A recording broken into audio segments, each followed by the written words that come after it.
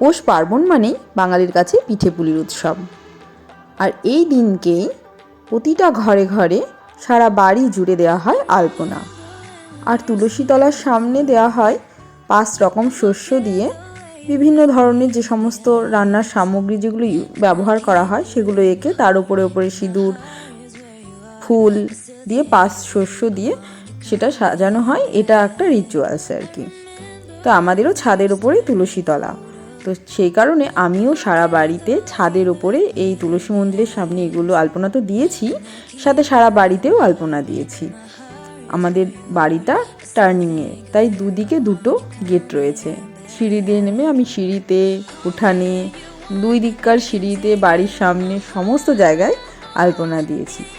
আর মা ওই সমস্ত রিচুয়ালসগুলো পালন করেছে। তো এটা হচ্ছে উঠানের মাঝখানে আমি এই আলপনাটা দিয়েছি। সারা বাড়িতে একটু একটু করে আলপনা দিয়েছি, তারই কিছু ক্লিপ আমি নিয়েছি আর সেটা আপনাদের সঙ্গে শেয়ার করলাম। তো এই যে বাড়িতে ঢুকতেই বলে সব লক্ষ্মীর পা দিতে হয়, যাতে লক্ষ্মী বাড়িতে ঢুকছে এরকম একটা ব্যাপার। তো সেরকম করেও আমিও সাজিয়ে দিয়েছি।